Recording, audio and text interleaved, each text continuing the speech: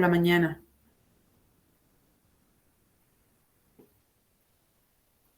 ¿Se acuerdan? Ayer seguimos con espectrometría de masas y empezamos a ver también el instrumental de eso. Ah, bien. Bueno. ¿Y absorción, emisión atómica vieron? Sí. Bueno. Bueno, el tema... Bueno, yo estoy en el interior, por eso acá por ahí no tengo muy buena señal. Lo que yo voy a hacer, voy a apagar mi cámara, porque así no me consume banda. A ver.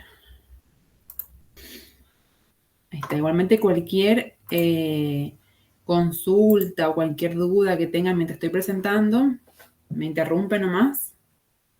O me escriben por el chat acá que puedo ver, así que ahí acudo las dudas que tengan, ¿sí?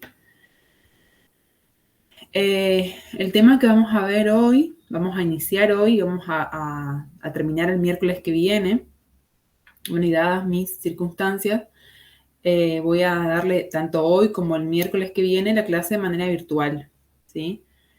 Y el tema corresponde al tema de cromatografía, ¿sí? ¿Escucharon hablar, vieron o, no sé, escucharon algún resultado de una técnica o algún ensayo que hayan utilizado esta técnica de análisis?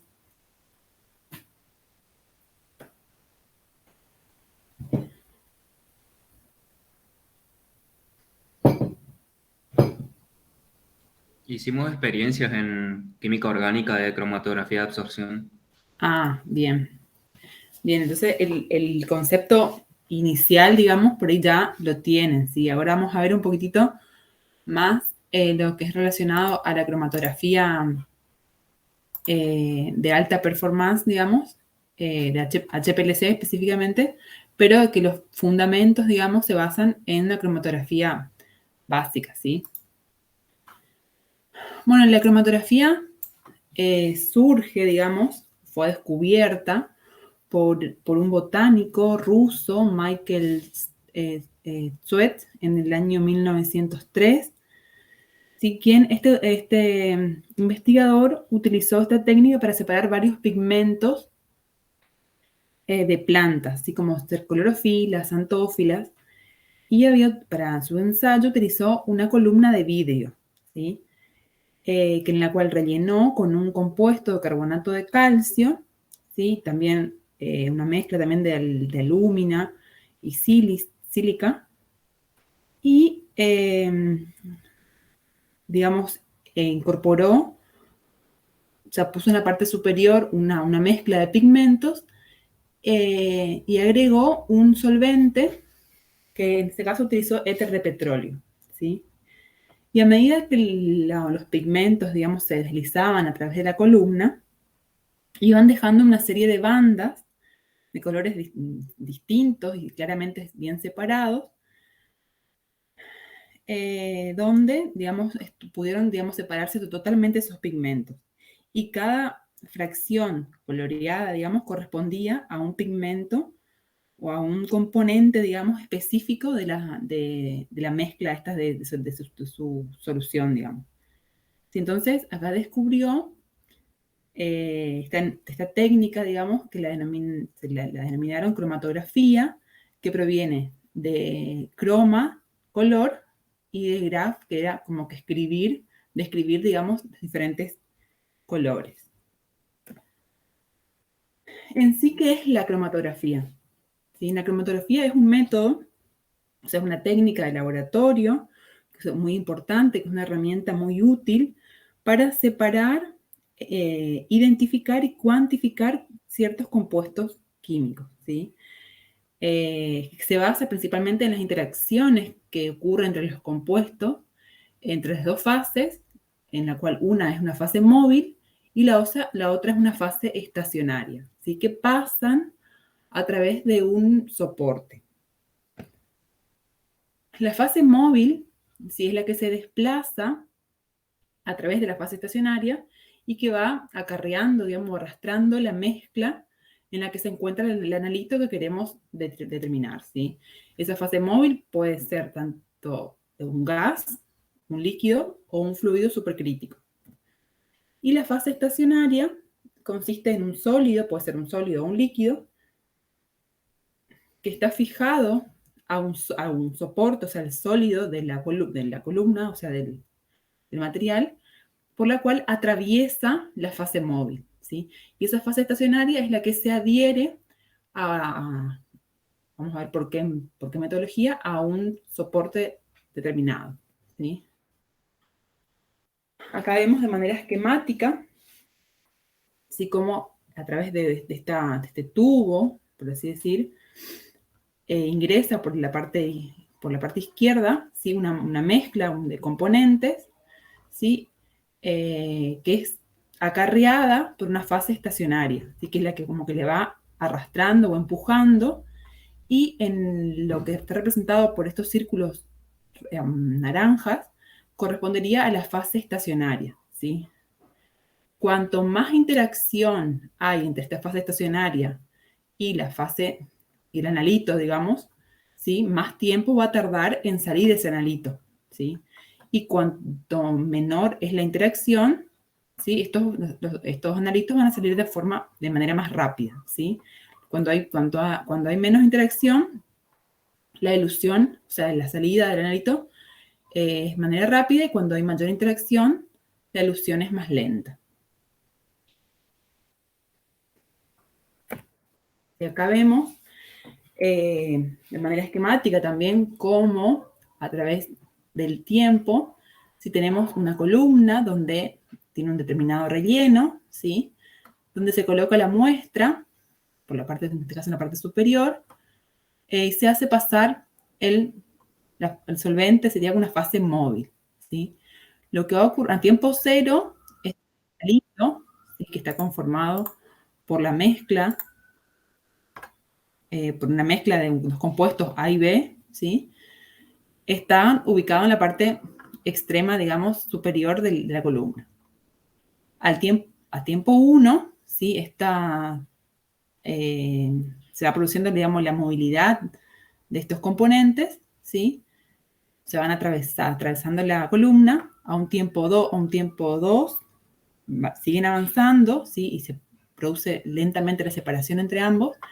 Al tiempo 3, fíjense que el compuesto A, él huye de la columna, quiere decir que sale de la columna, y se ve reflejado en un diagrama, o en lo que denominamos cromatograma, que es lo que representa, digamos, lo que puede ser representado mediante esta técnica, ¿sí? Mediante la cromatografía, que esto obviamente lo hace un detector de señal mediante un analizador, o sea, una computadora.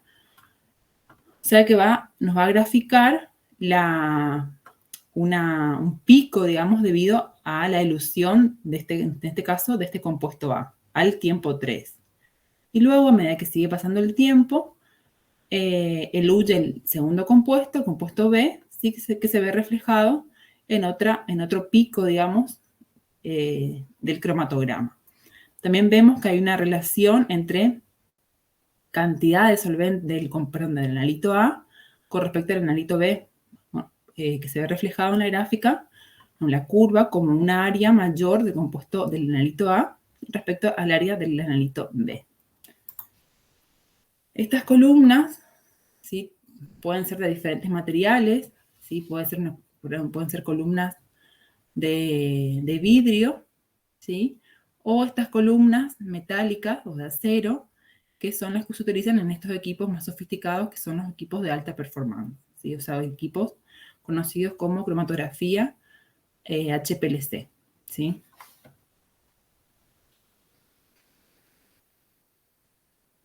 Bueno, acá vemos como diferentes clasificaciones de las técnicas cromatográficas en función de la naturaleza de sus fases. Podemos clasificar en cromatografías del tipo líquido-líquido, cromatografías o técnicas cromatográficas del tipo gas sólido, pueden ser líquido sólido o bien gas sólido.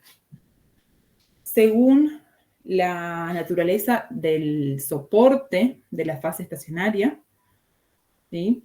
O sea, el soporte como vimos en la imagen anterior de la columna, en sí puede ser la cromatografía plana, que es lo que ustedes por ahí ya vieron en química orgánica, que es la del tipo de cromatografía, o conocida también como en capa fina, donde la fase móvil se mueve por acción de la gravedad o bien por capilaridad, así como ven en la cromatografía en papel. O bien en la cromatografía en columna, ¿sí? Que puede ser la cromatografía de gases, ¿sí? Cuando esa fase es un gas, o la cromatografía líquida, que puede ser sistemas líquido-líquido o sólido-líquido, ¿sí? Y en la cromatografía en columna, la fase móvil se mueve, puede ser por efecto de la gravedad o bajo una bomba, o sea, bajo una presión, ¿sí? Que es lo que se utiliza en estos equipos más sofisticados. Bueno, acá vemos la cromatografía del tipo plana, ¿sí?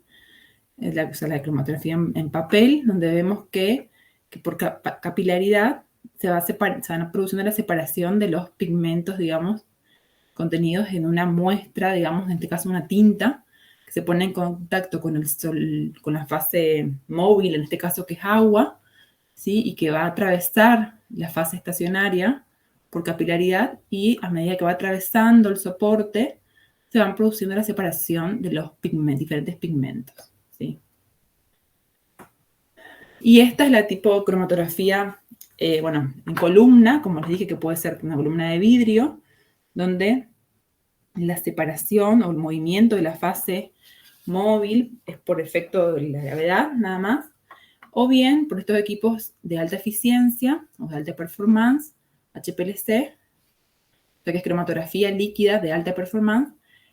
Son equipos mucho más sofisticados, ¿sí? Que vemos que el solvente, a través de una bomba, atraviesa, digamos, una columna, que es de este tipo de columna de acero, son columnas metálicas, y previo a que atraviese el solvente, obviamente, por la columna, se inyecta la muestra, ¿sí? Entonces, de esa manera, la bomba, digamos, empuja al solvente y hace atravesar la columna, que luego es detectada, digamos, en una computadora, ¿sí? Estos equipos, digamos, de los HPLC, o los equipos de alto rendimiento, de alta eficiencia, se basan en los mismos principios, digamos, que la cromatografía a baja presión, ¿sí? Pero tienen la ventaja de que tienen una mejor resolución, menores tiempos de ensayo, mejor reproductibilidad. El material empacado en la columna está formado por pequeñas partículas de tamaños muy uniformes, que son muy rígidas, y permiten trabajar con altos flujos, lo que requiere, bueno, o sea, la particularidad es que obviamente requiere el consumo energético, digamos, porque requiere aplicar el uso de una bomba, digamos, o sea, bajo una determinada presión.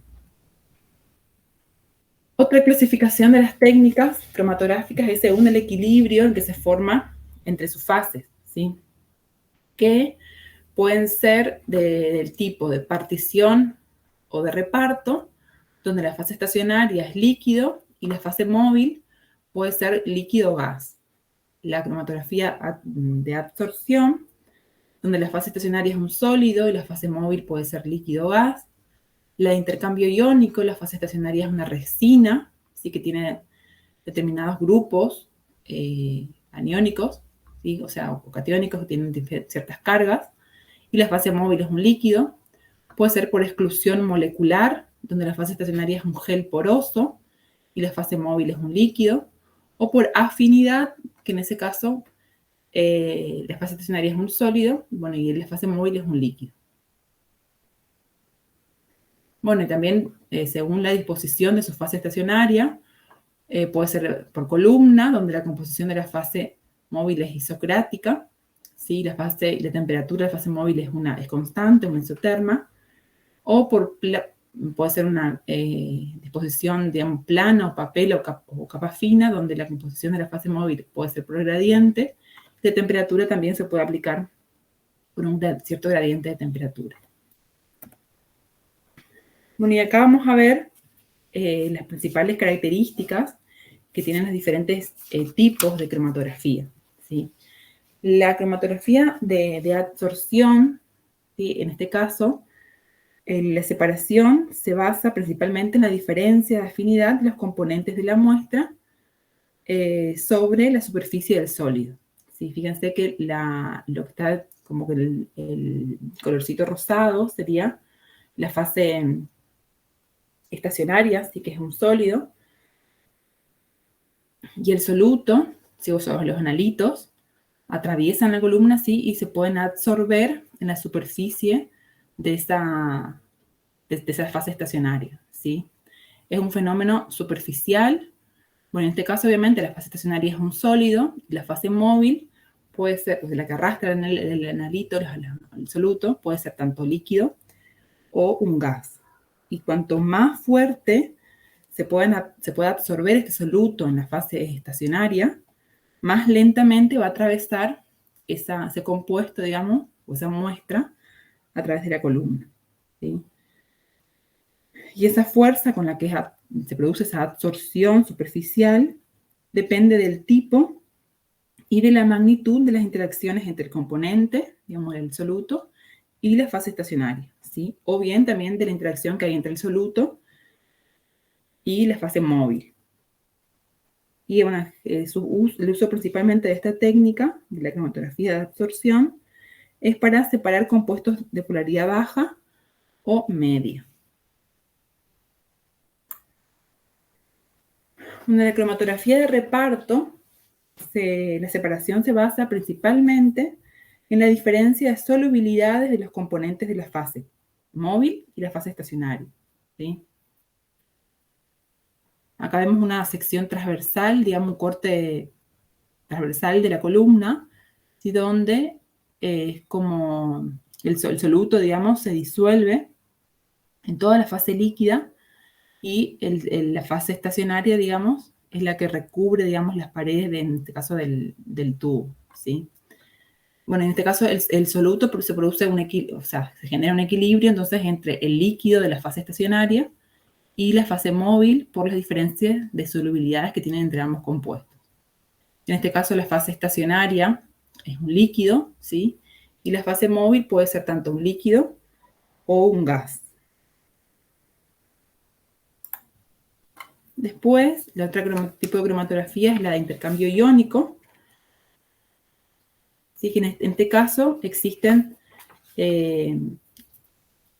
bueno, la fase estacionaria, ¿sí? Que es la que está adherida al soporte, digamos, de la columna, contiene en su superficie, digamos, grupos que están ionizados y que son capaces, digamos, de retener de manera selectiva a iones que tienen carga contraria, digamos, y que circulan en la fase móvil, ¿sí? Y esa separación, digamos, se produce por el intercambio o por la atracción que hay entre los iones del soluto y la carga complementaria, o sea, el signo opuesto de los componentes de la fase estacionaria. También vemos que, bueno, en este caso, la fase estacionaria, ¿sí? es un sólido y la fase móvil es un líquido. Cuanto mayor interacción o atracción hay, digamos, entre las cargas, ¿sí? Entre el compuesto, digamos, que está unido al soporte, o sea, la fase estacionaria y la fase móvil, digamos, mayor tiempo, digamos, de elusión de la muestra, ¿sí? Cuanto menor interacción hay entre estas cargas, el tiempo, digamos, de residencia del compuesto, digamos, en la columna va a ser más rápida, digamos. O sea, va a ser menor tiempo. Después tenemos la cromatografía por exclusión molecular, por permeabilidad o por tamaño. Esta también se llama como una filtración por gel, ¿sí? Esta red, digamos, o la fase estacionaria, digamos, puede ser una almidón, agar-agar, un látex natural, ¿sí? Y que separa los compuestos, digamos, según su tamaño, ¿sí? Acá vemos como esta red que forma el soporte de la fase estacionaria, ¿sí? Va a depender de qué compuestos o de qué moléculas va a retener en su red debido a que las más grandes obviamente van a quedar retenidas y las más pequeñas van a atravesar esta red, ¿sí? No hay una interacción atractiva entre las fases, sino solamente de retención por sus tamaños, ¿sí? O sea que las más grandes van a pasar, van a quedar retenidas, digamos, y las más chiquitas van a pasar más rápido. Bueno, las técnicas cromatográficas se pueden utilizar tanto para análisis cuantitativo como también para análisis cualitativo, ¿sí? Para análisis cualitativo, si nosotros, porque podemos medir, digamos, o sea, podemos conocer, mejor dicho, el comportamiento cromatográfico, digamos, de muestras patrones, ¿sí? Y luego, al atravesar por la columna una muestra, nuestro analito que queremos determinar, podemos determinar que si dadas las mismas condiciones, digamos, de ensayo, a los mismos tiempos aparecen ciertos picos, ¿sí? Eso nos indicaría que los picos que corresponden a los tiempos de aparición de los patrones corresponderían a los mismos compuestos, digamos, que estarían presentes en mi muestra desconocida, ¿sí? Esto se debe conocer, digamos, el tiempo de retención de un determinado analito, ¿sí? Obviamente eso lo hacemos con los patrones. Y de esta manera podemos decir que una muestra contiene o no contiene ciertos componentes, ¿sí? Y para hacer un análisis cuantitativo, nosotros también, además de corroborar, digamos, que ese pico, digamos, aparezca a un cierto tiempo, también podemos determinar la altura o el área, digamos, de ese pico, y con eso también, conociendo el pico que genera, digamos, o el área obtenido con una muestra patrón, sí que nosotros sabemos qué concentración tiene, ¿sí? Nosotros con esa concentración conocida calculamos el área generada, o sea, producida en el cromatograma, y de esa manera podemos hallar en nuestra muestra desconocida, si aparece al mismo tiempo de elusión, genera un cierto pico, podemos calcular el área, digamos, del pico de la muestra desconocida y con esa área sacar la concentración correspondiente de ese analito, ¿sí? Bueno, ¿hasta acá se entendió, chicos? Sí, profe, se entiende. Sí. Bueno, lamentablemente estos... o sea, no está todavía planteado el desarrollo de un trabajo práctico de este tema, y por ahí lo van a ver bueno, no sé si llegan a ver en alguna otra materia, pero por ahí para el uso de investigación se usan mucho esas técnicas, y bueno, y también son técnicas muy precisas, digamos, para más que nada cuantificar, digamos, ciertos analitos. Obviamente son mucho más precisas que lo que estuvimos viendo en el laboratorio, que es la espectroscopía UV, ¿sí? Esto es mucho más preciso. Bueno, ¿y cuáles son los parámetros cromatográficos que obtenemos, digamos, al leer, digamos, un cromatograma, ¿sí? Nosotros vamos a ver que la curva cromatográfica nos va a aparecer como, en primer lugar, un pico del soluto no retenido, o sea, de cuando sale, digamos, una cierta cantidad de soluto que no quedó retenido en la columna, ¿sí? Aparece como un pico pequeño, digamos, que representa el tiempo muerto, ¿sí? Tm es esta distancia, ¿sí? Este tiempo, que representa el tiempo necesario para que la especie no retenida alcance al detector, ¿sí? Proporciona una medida de la velocidad promedio de migración de la fase móvil. ¿Sí? O sea, cuando el soluto aparece, es detectado, perdón, en el detector, aparece este piquito, digamos, que no representa la concentración o el contenido del soluto en la muestra, sino solamente que fue detectado, digamos, la primera proporción, digamos, en el detector. Después, otro parámetro importante es TS, ¿sí? Que está representado acá arriba con esta línea verde, ¿sí? Que es el tiempo de retención recorrido del analito que pasa por la fase estacionaria, ¿sí? O sea, que es el tiempo que tarda en aparecer el analito, digamos, en el detector. Después TR, que es la suma, digamos, de TS más TM, es el tiempo de retención total, ¿sí? Es el tiempo requerido para que el analito llegue al detector después de la inyección de la muestra. DR representa el volumen de retención, ¿sí? O sea, el volumen que eluye de la columna desde la inyección de la muestra hasta que se produce el máximo pico del analito, digamos, que interactúa entre las dos fases, entre la fase estacionaria. Y WB, en este caso, está representado por el ancho del pico en la... Perdón, W es el ancho del pico en la base y WB es el ancho del pico a la mitad de la altura, digamos, de la curva, o sea, del pico sería, ¿sí?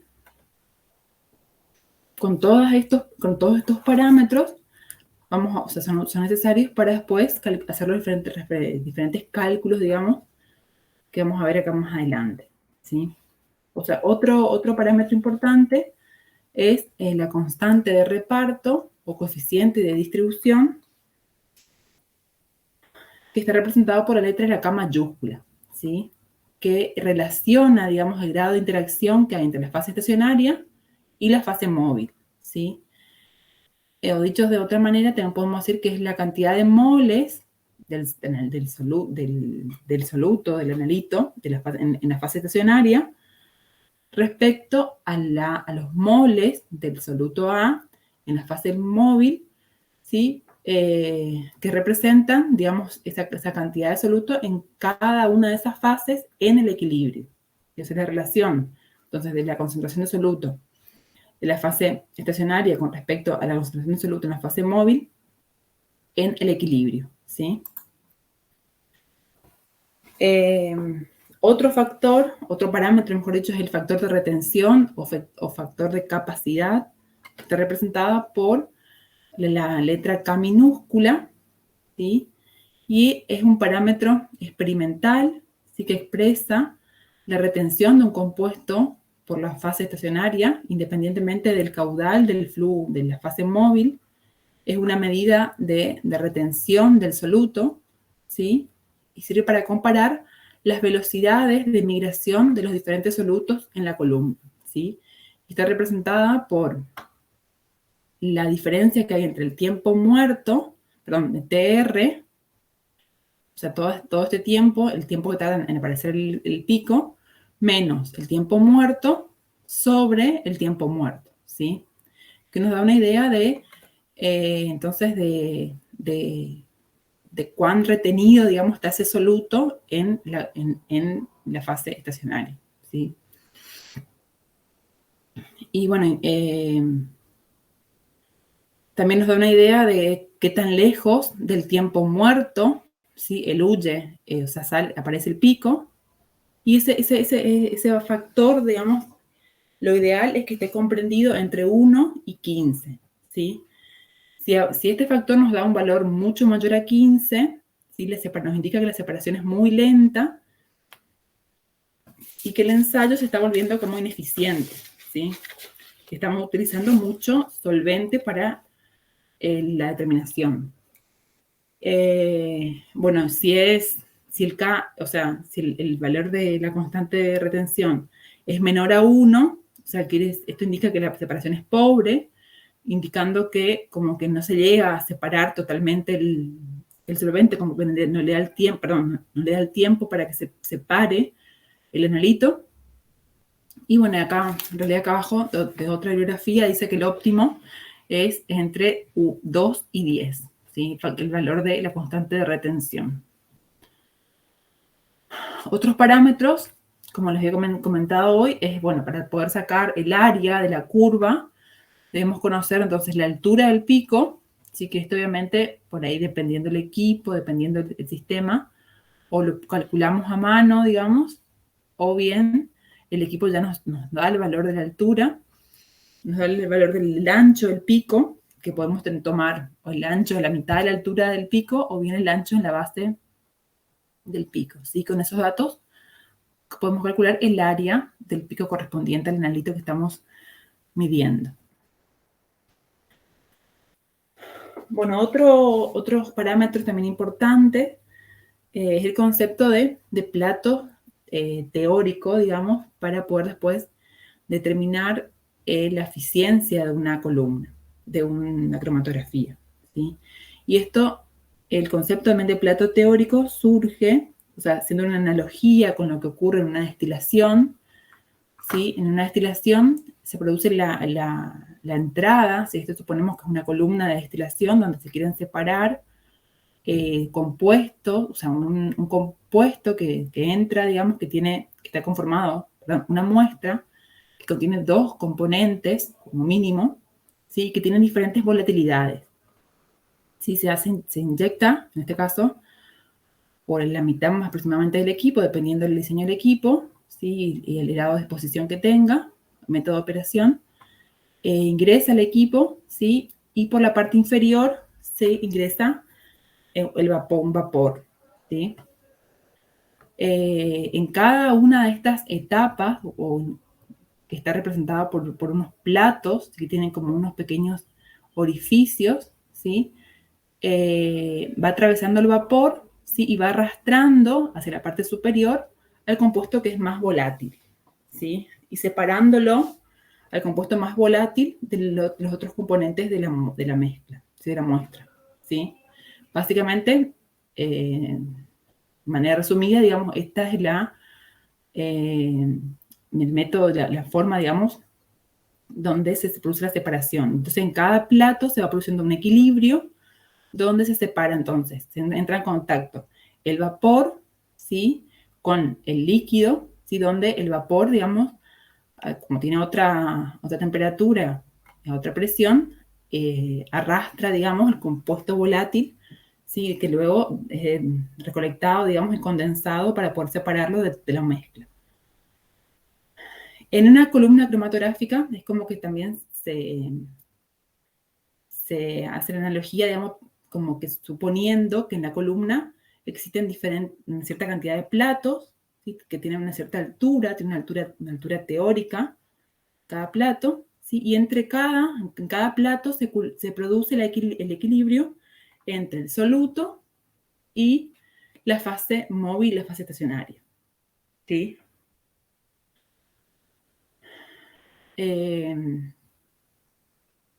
Bueno, entonces para un determinado analito, se puede establecer, se puede relacionar, digamos, con un cierto número de equilibrios que se pueden establecer a lo largo de toda la columna mediante el valor de n, ¿sí? Que es el valor, que es el número de platos teóricos que tiene la columna cromatográfica, ¿sí?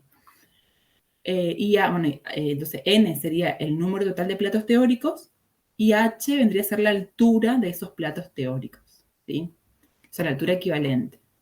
Cuanto más platos teóricos tenga la columna, es posible que haya más equilibrio entre el soluto y la fase móvil y estacionaria, con lo cual va a haber una mejor calidad de separación, digamos, del soluto, ¿sí?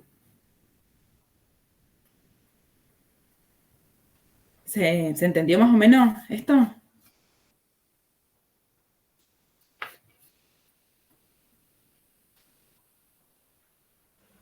Sí, profe, se entiende, sí. Bueno, entonces acá podemos ver cómo se determina el número teórico de platos, ¿sí? Está representada por esta ecuación que representa, o sea, n, número de platos teóricos, es igual al tiempo de retención sobre el ancho del pico a la mitad de la altura, ¿sí? Elevado al cuadrado, ¿sí? perdón, WB es el ancho de pico en la base, ¿sí? Perdón, a lo que es igual a 5,55 por el tiempo de retención sobre el ancho del pico, la mitad de la altura del pico elevado al cuadrado, ¿sí? O sea, WB, entonces creo que me confundí en la diapositiva anterior. WB es el ancho en la base y W medio es el ancho en la mitad de la altura del pico, ¿sí?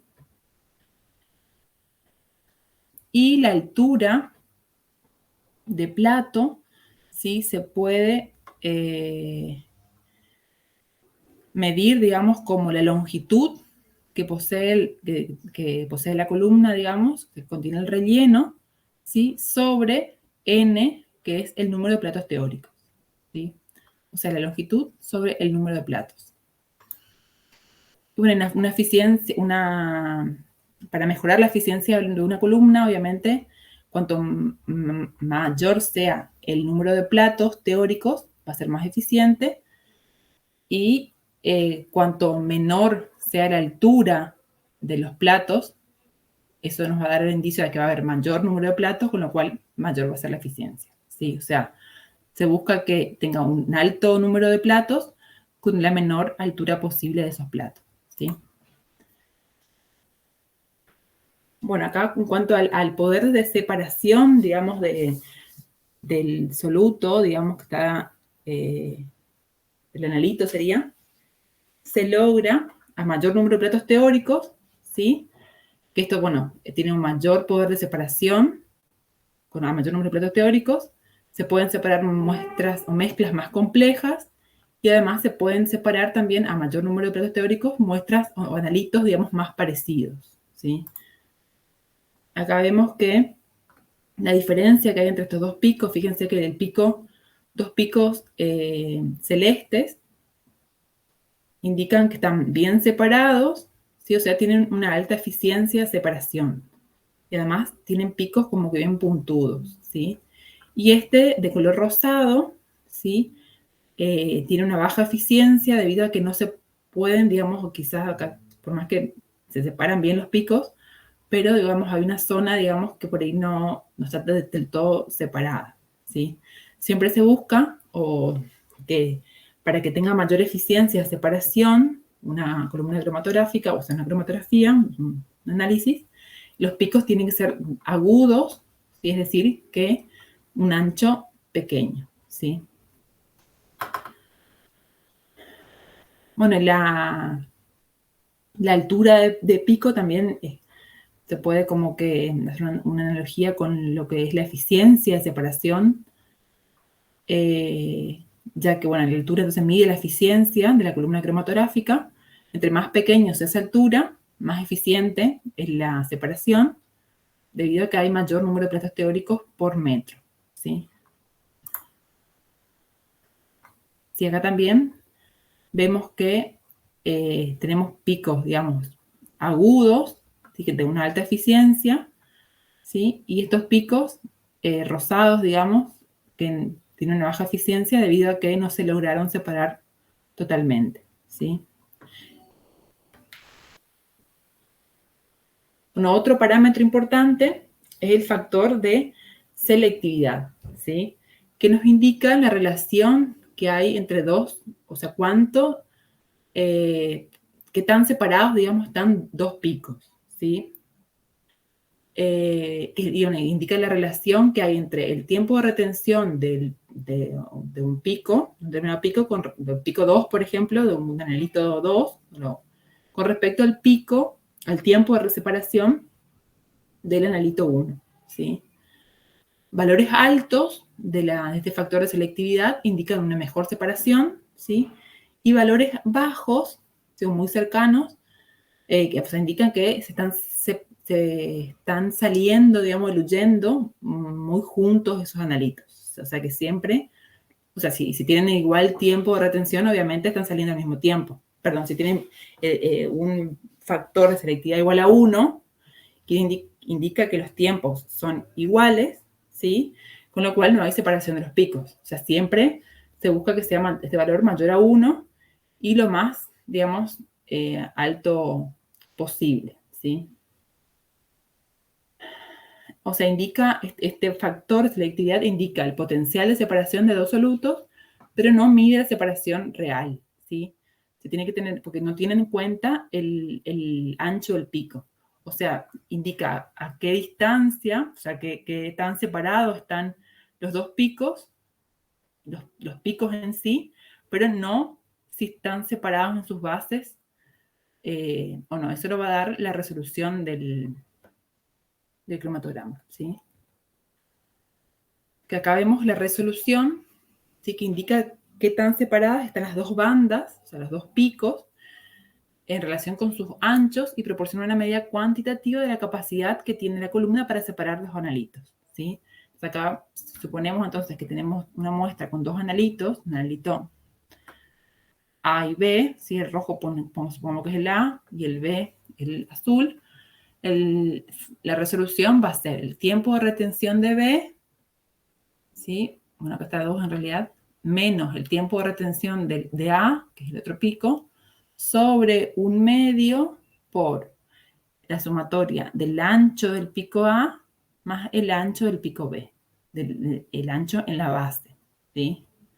O que esto es igual a decir que entonces la resolución de la columna es 2 por el delta de tiempo, o sea, entre estos dos picos, sobre la suma, digamos, de los anchos de la base del pico 1 y del pico 2, del pico A más el pico B. Igual esto le va a quedar un poquito más en claro cuando resolvamos un problema, ¿sí? Bueno, acá vemos que, o sea, intentemos un poquito mejor el tema de la resolución de la columna, que se está, digamos, donde se representa, digamos, unos cromatogramas de mezclas de un analito A y B que fueron eludidos en 3 columnas con diferentes poderes de resolución, ¿sí? Fíjense que esta primera columna, que está representada por la curva roja, tiene una resolución de 0,75, ¿sí? Indica que los picos, digamos, no están totalmente separados, o sea, su resolución es baja, ¿sí? Esta segunda,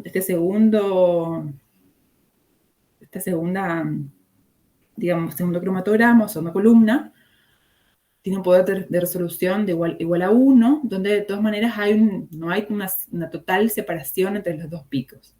En cambio, la de mayor resolución es la de esta última columna, la curva azul, donde la resolución es de 1,5, y acá sí se ve claramente que hay una buena separación en las columnas, sí sería la óptima, para poder, digamos, decir que es una columna, una cromatografía, digamos, de buena resolución, ¿sí?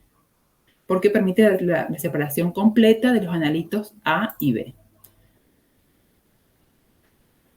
Bueno, para una fase estacionaria determinada, se puede mejorar la resolución aumentando la longitud de la columna, ¿sí? Lo cual podría, digamos, efectuarse aumentando el número de platos, ¿sí?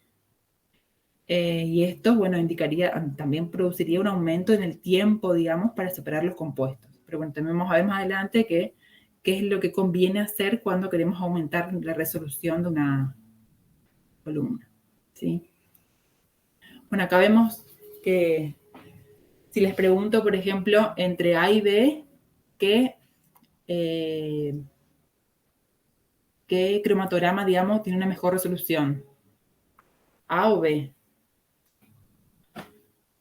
¿Sería el B, profe? B, exactamente. Si digo entre B y D, ¿El D? el D, ¿sí? Bueno, y así podemos ir analizando diferentes parámetros, que esto lo vamos a ver ahora en un problema que vamos a resolver ahora, ¿sí? Ustedes analicen. Bueno, entonces, ¿cómo podemos mejorar? ¿Cuáles son los métodos para mejorar el rendimiento de separación de una cromatografía? Y variando el valor de alfa, el valor de la constante K, ¿sí? Variando temperatura, composición de la fase móvil, que es lo más usual, aumentando, o sea, variando también el número de platos teóricos de la columna, pero eso nos llevaría a tener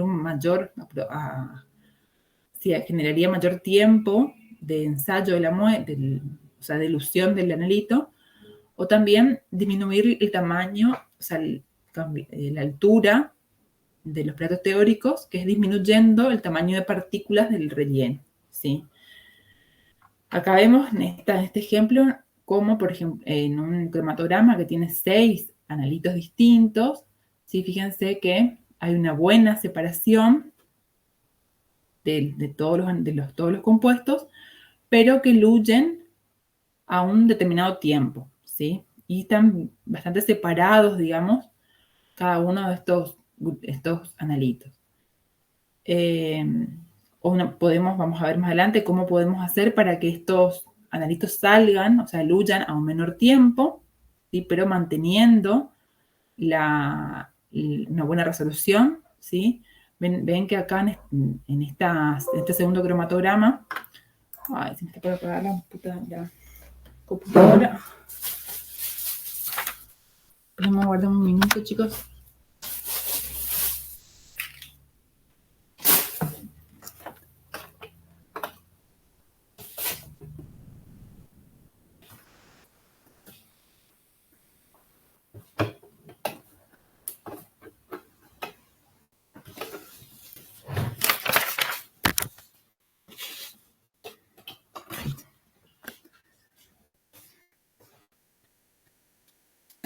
Acá en esta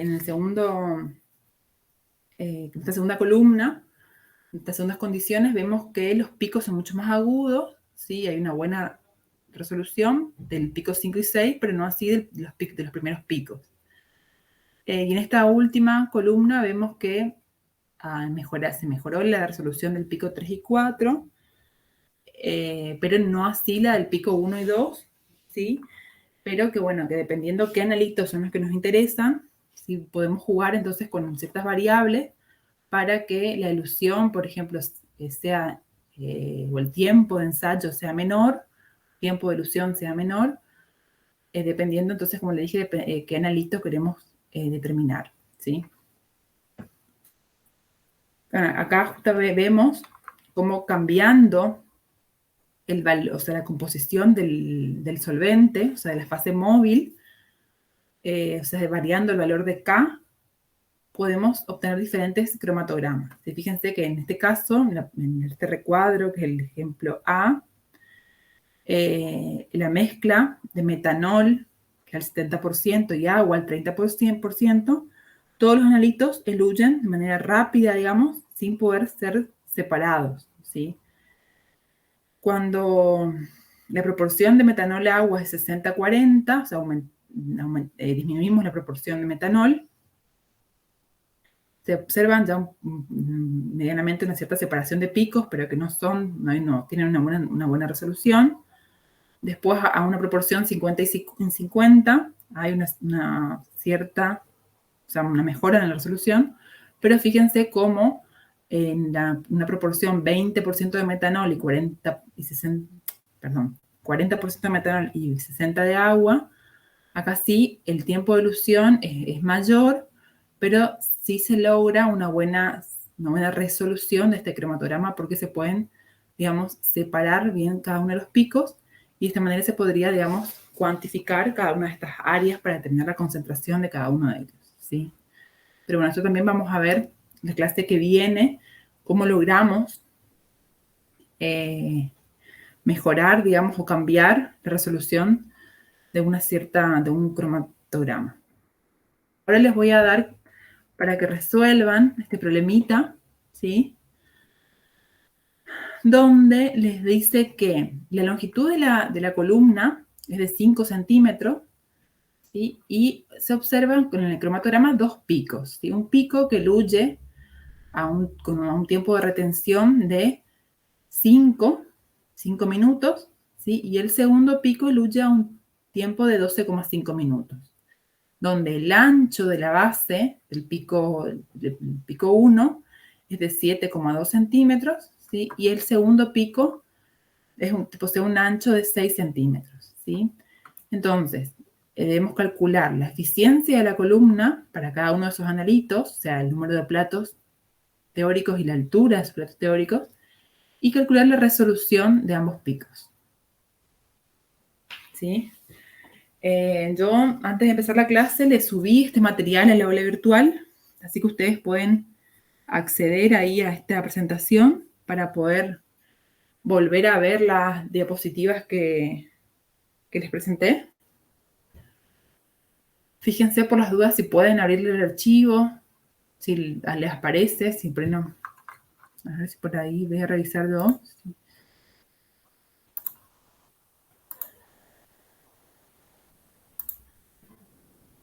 Sí aparece, profe. ¿Sí? Bueno, ¿les entendió lo que tienen que hacer, digamos, con los datos estos? Calcular la eficiencia, calculando, o sea, obteniendo el valor de N y H. Y como segundo ítem, calcular la resolución de ambos picos. Les doy, a ver, son las 18 menos las 7 menos 5 hasta las 7:05, ¿puede ser? 19:05. 10 minutitos.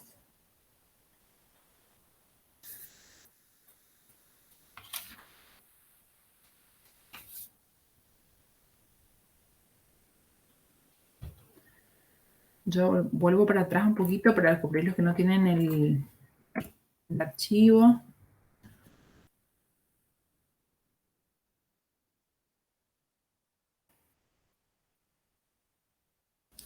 Acá, por ejemplo, el número de platos, ¿sí? Está por esta ecuación que es 16 por el tiempo de retención del pico, o sea, de un anelito, sobre el ancho de ese pico en la base elevado al cuadrado.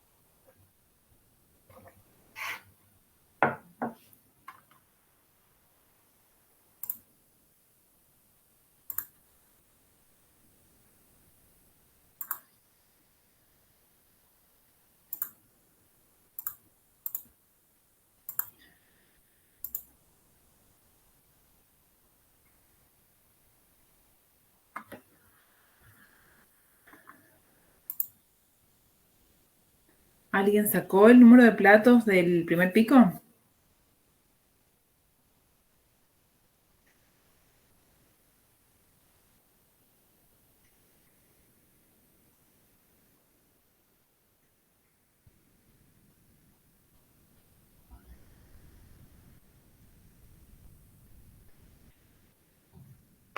¿Puede ser 7,7? Sí.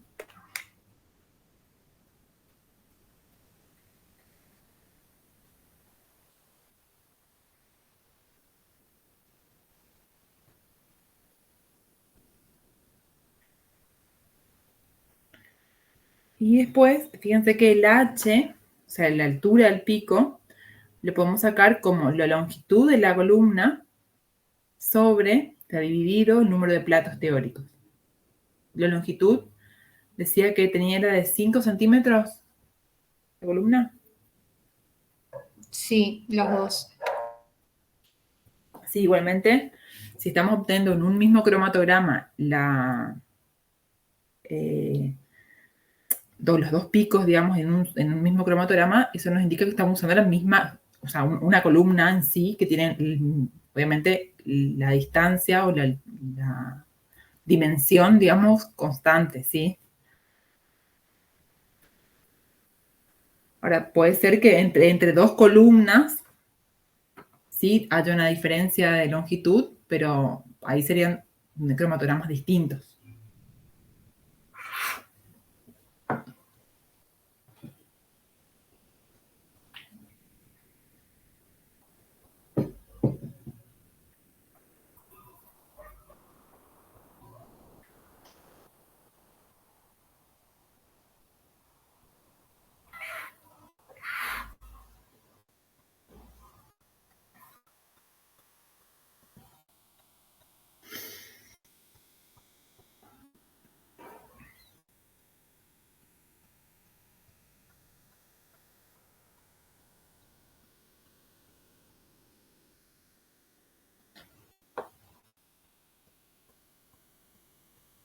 Bueno, ¿y qué altura le da teórica del pico? Perdón, de plato.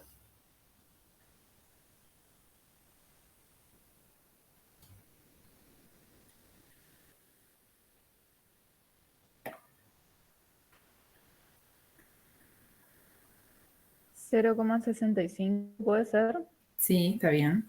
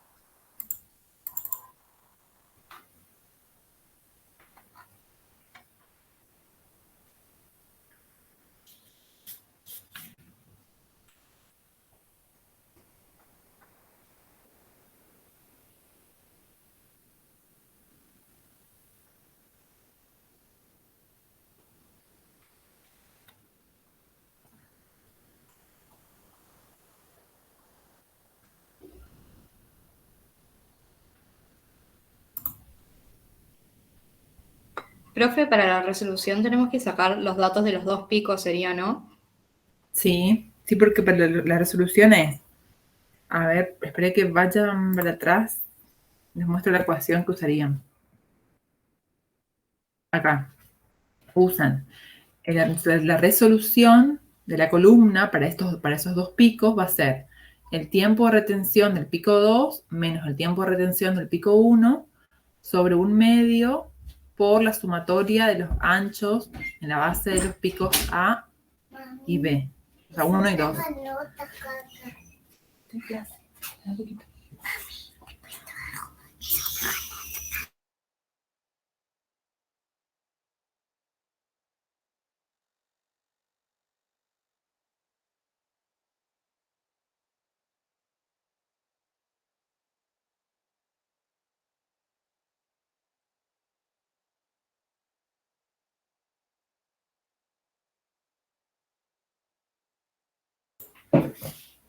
Disculpen por la interrupción.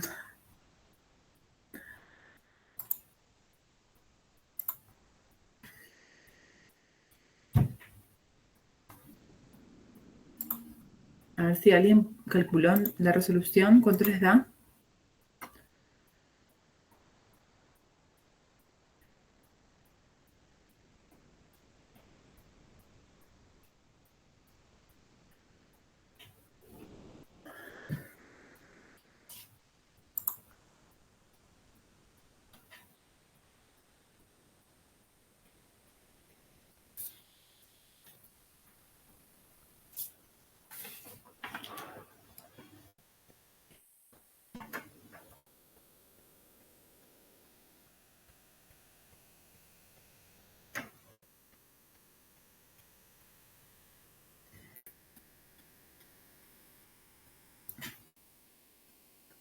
¿1,14 puede ser? ¿Les dio?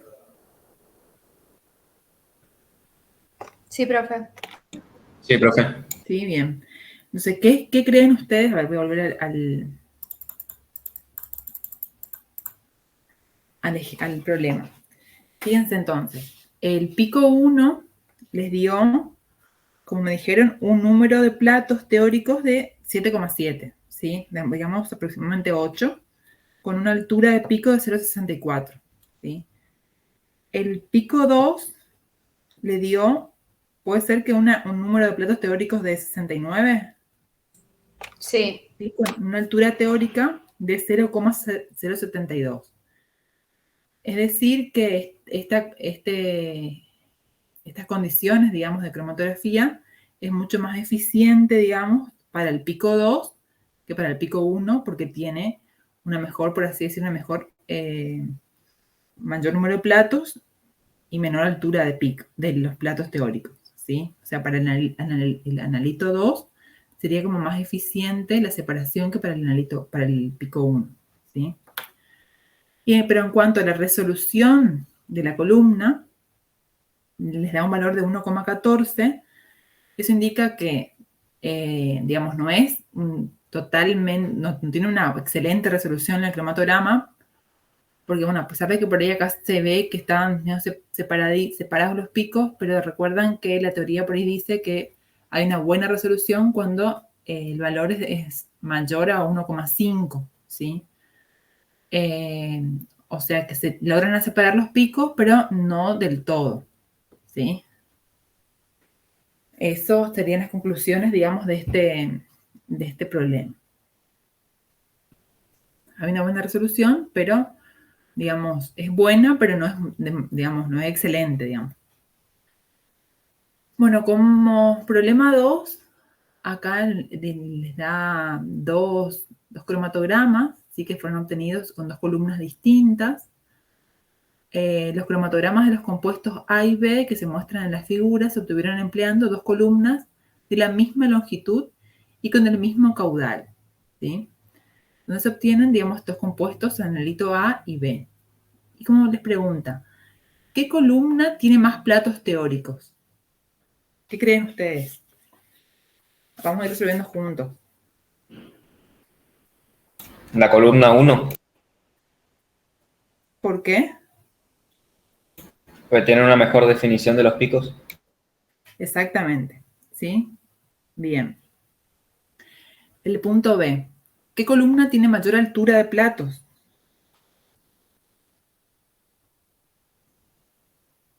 La columna 2 por justamente la menor definición de platos. Exactamente, bien. La pregunta C. ¿Qué columna tiene mayor resolución? ¿La 1 o la 2? la 1. La 1, bien. Porque obviamente se separan totalmente los picos.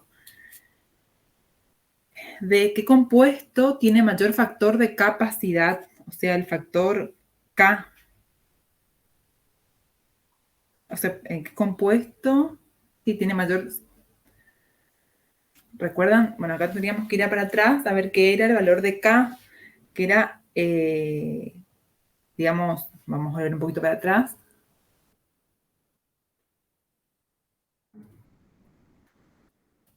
Ay, perdón. Factor de capacidad, o sea, cuán separados, digamos, están cada pico, digamos. O sea, que es el tiempo de retención, o sea, qué distancia, mejor dicho, aparece el pico, un determinado pico, ¿sí? Que es la diferencia que hay entre el tiempo de retención con respecto al tiempo muerto sobre el tiempo muerto, ¿sí? O sea, si ese compuesto o ese analito se logra eluir, digamos, de manera correcta a través de la columna, ¿sí? Quiere decir, si un valor muy alto, o sea, muy elevado, quiere decir que tarda mucho en salir, y si es muy bajo, es que sale muy rápido y por ahí a veces no tiene tiempo suficiente para poder separar, digamos, de la muestra, ¿sí? Entonces, con respecto, entonces, ¿qué compuesto tiene mayor factor de capacidad? ¿El A o el B?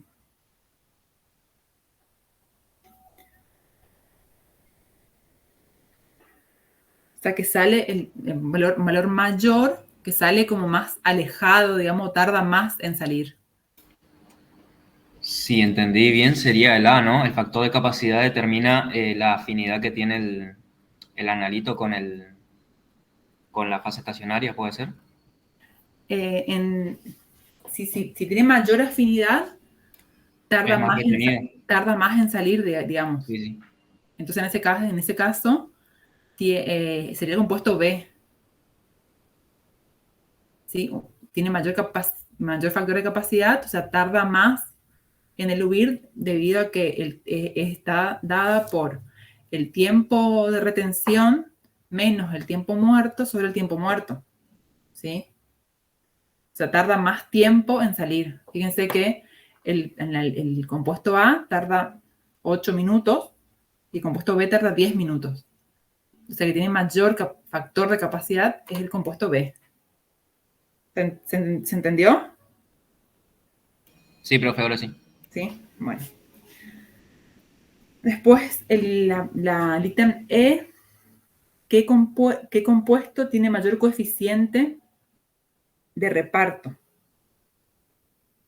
O sea, mayor número o sea, en términos en conceptual, digamos, mayor número de moles del soluto B está en la fase estacionaria, por lo cual el compuesto B tarda más, digamos, en salir. O sea, en este caso también es el compuesto B, porque es como que ahí sí tiene que ver eso, como que lo que vos dijiste, porque tiene más afinidad con la fase estacionaria, con lo cual tarda más en salir.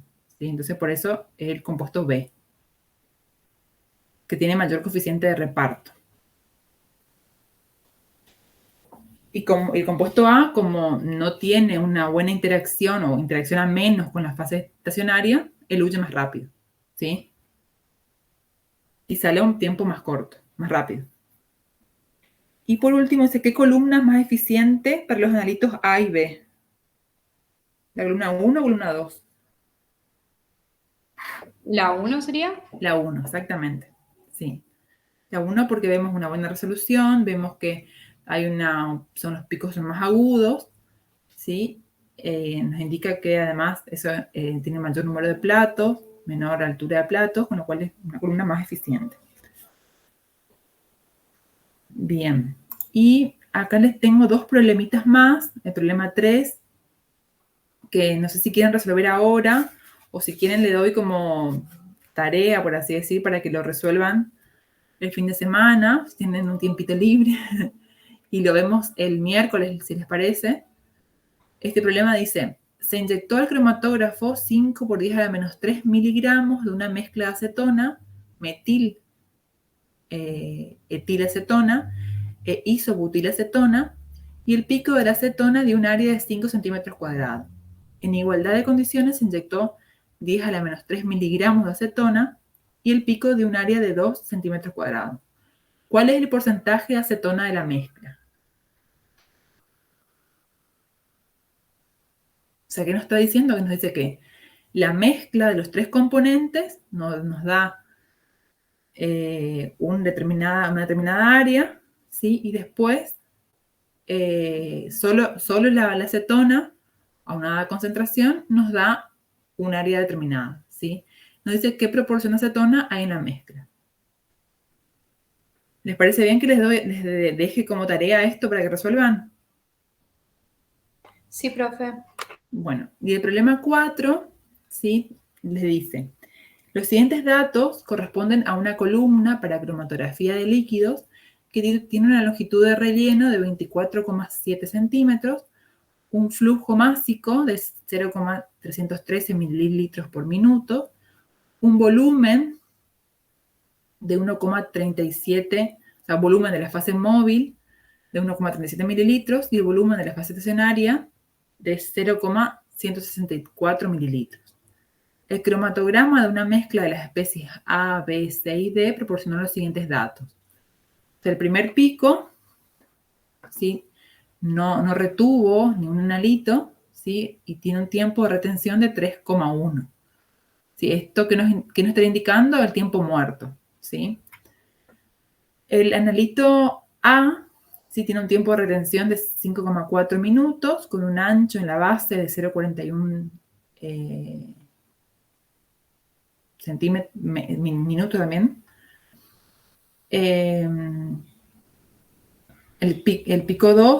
pico B tiene un tiempo de retención de 13,3 y un ancho de 1,07. El pico C, un tiempo de 14,1 y un ancho de 1,16. Y el pico D, un tiempo de 21,6 y un ancho de 1,72. Les pide que calculen el número de platos para cada analito, la altura del plato de la columna, el factor de retención y la resolución para los picos B y C y los picos C y D.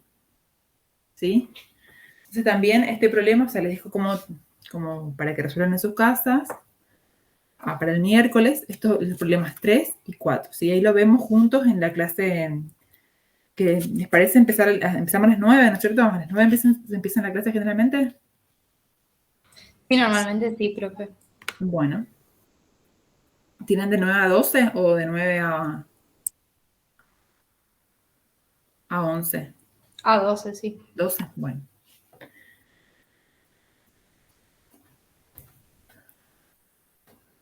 Bueno, de todas maneras, yo les voy a subir la presentación, ¿sí? Y les voy a dar la guía, les voy a subir también la guía de problemas para que vamos a resolver por ahí uno o dos problemitas más el miércoles, para que puedan ir mirando, digamos, antes de la clase, ¿sí? Y cualquier consulta lo vemos el miércoles, ¿sí? Pero hasta acá, chicos, ¿tienen alguna duda, alguna consulta? ¿Algo que le haya quedado? Profe, si ya tiene lista la presentación de la clase que viene, ¿la puede subir al aula en cuestión de que vayamos adelantando esa teoría? Bueno, sí, le subo. Por ahí, bueno, si llego a modificar algo después, le actualizo porque por ahí siempre por ahí retoco algo previo a la clase, pero le subo lo que tengo hasta ahora y después si llego a modificar algo, le vuelvo a subir ese día. ¿Les parece? Sí, profe, gracias. Dale. Buenísimo. Entonces, si no tienen otra consulta, otra duda, nos estaríamos viendo el miércoles a las 9, entonces. Y así como hoy, les mando el enlace un ratito antes de la clase.